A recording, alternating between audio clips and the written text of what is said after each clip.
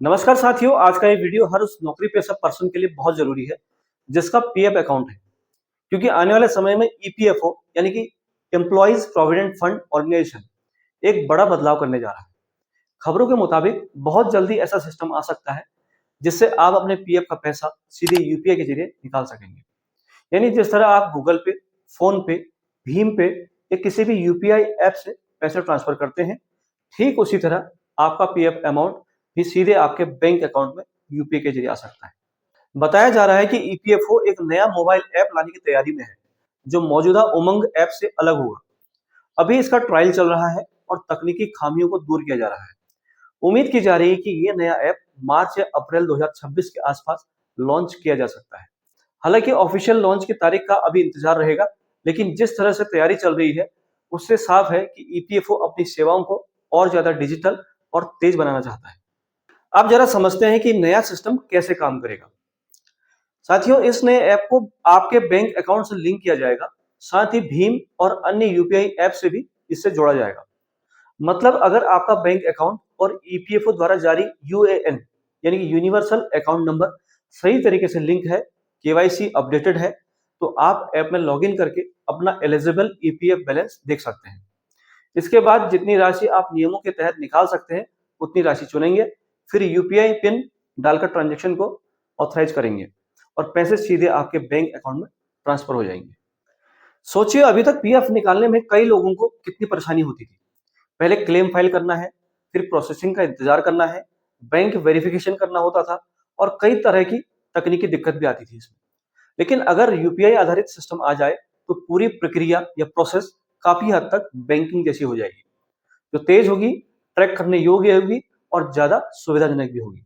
इस नए ऐप में सिर्फ पैसा निकालने की सुविधा ही नहीं होगी, बल्कि आप पासबुक बैलेंस चेक कर पाएंगे, ट्रांजैक्शन हिस्ट्री देख पाएंगे और संभव है कि क्लेम स्टेटस भी रियल टाइम आप ट्रैक कर सकें।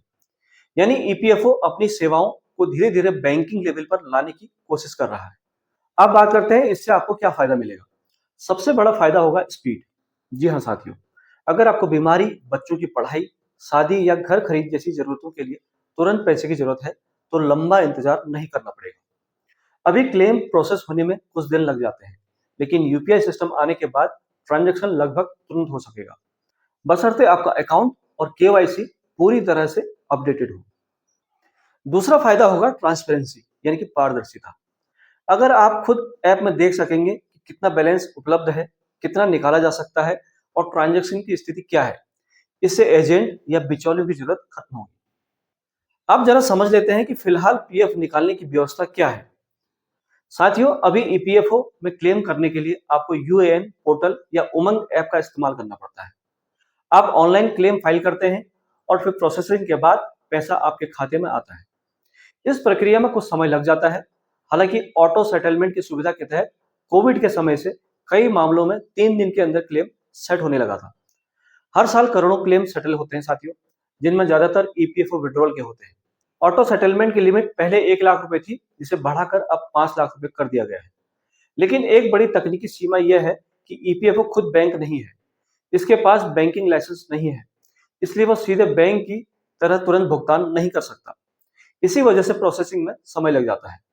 यही वजह है कि ईपीएफओ अपनी सेवाओं को बैंकिंग सिस्टम के करीब लाना चाहता है। यूपीआई से लिंक करने का मतलब ट्रांजैक्शन एनपीसीआई के नेटवर्क के जरिए और पैसा सीधे आपके बैंक अकाउंट में क्रेडिट होगा। इससे प्रोसेस में लगने वाला समय काफी हद तक कम हो सकता है।